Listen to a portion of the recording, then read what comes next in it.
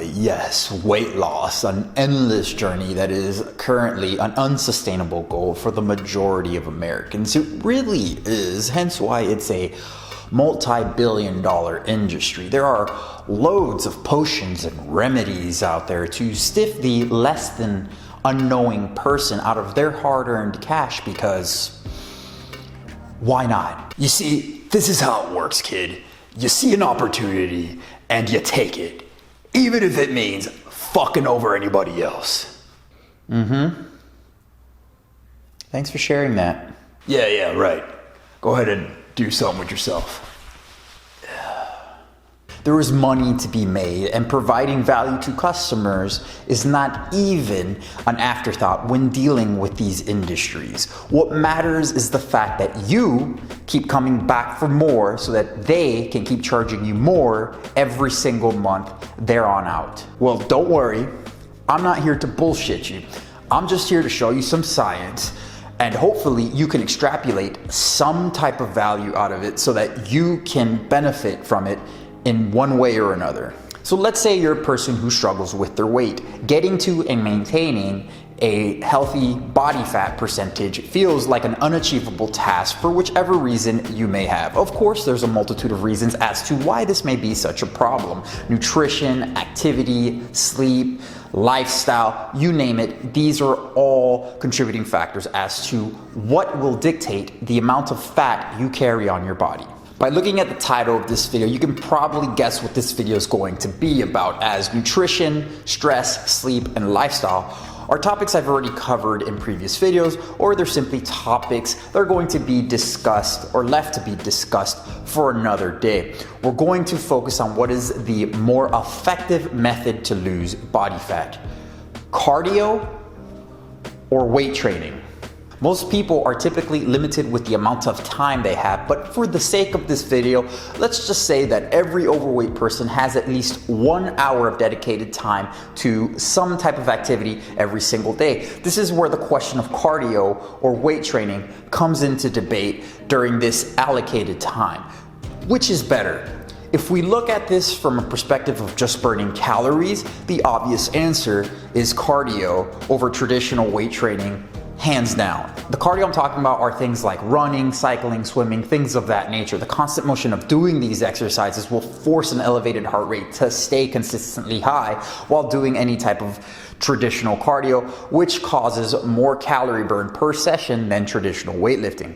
Traditional weightlifting, on the other hand, only causes slight increases in heart rate while the body is under load or performing the movement of exercise, such as things like squats, deadlifts, presses, things of that nature. A person's heart rate will typically go up for a few seconds, maybe a minute or so, as the exercise is being performed, and then soon after will start to drop during the rest period between sets of whichever weightlifting exercise that is being performed by the person. So in the short term, cardio is going to give you the best bang for your time if you're just looking to burn calories. However, what about the long term? This is where people and even trainers fail to realize the major impacts of focusing on cardio rather than focusing on strength training.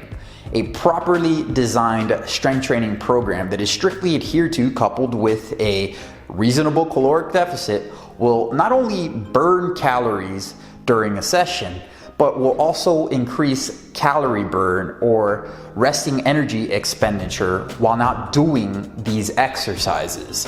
This is known as increasing your resting metabolic rate. It is normal for someone's resting metabolic rate to drop while achieving a caloric deficit, as the body would need fewer calories to survive due to less body fat being present.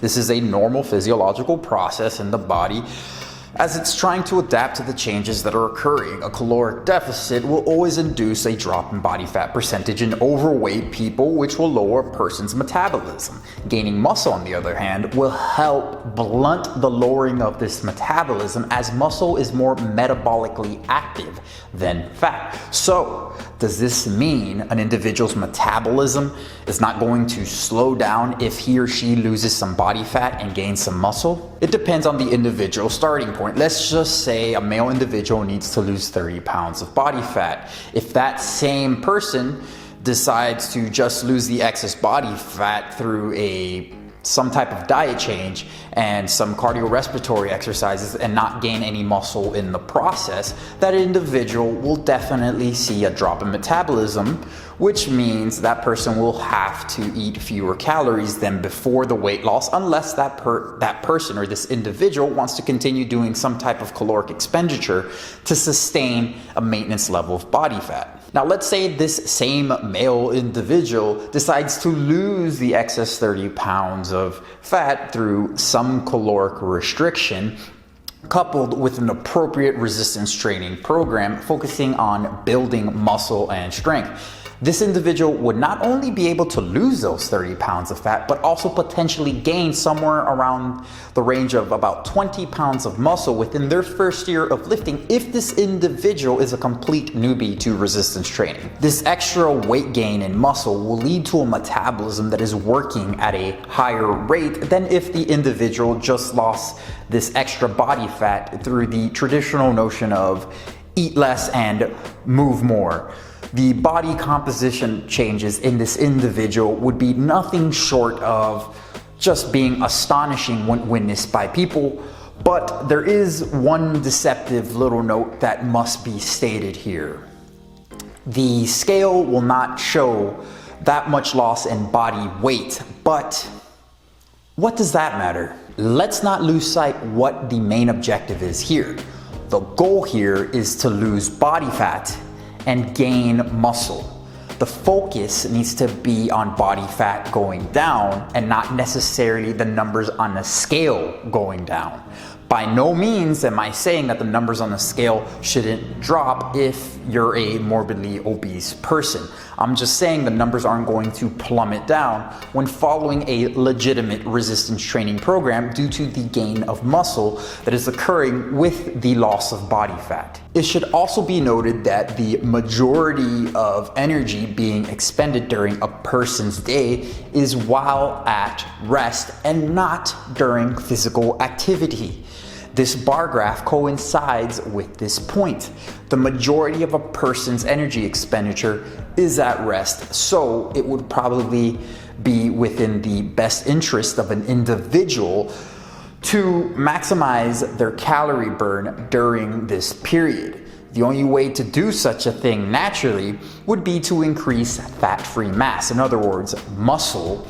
And strength training is one of the best and efficient ways to accomplish this task. This is probably one of the biggest contributing factors behind sustainable weight loss being such a massive challenge to the majority of people. Looking at the contestants from the Biggest Loser show, we are easily able to see sustainable weight loss and potential metabolic damage may occur when crash dieting is occurring because there simply isn't a focus on strength training, among many other factors as well too. The show is a complete immoral act that should probably be banned out of existence, but I'm not going to get into that right now. So moral of the story here, if you want to lose body fat and make it easier to maintain this loss of body fat, weight training or resistance training will give you the best bang for your time in the long run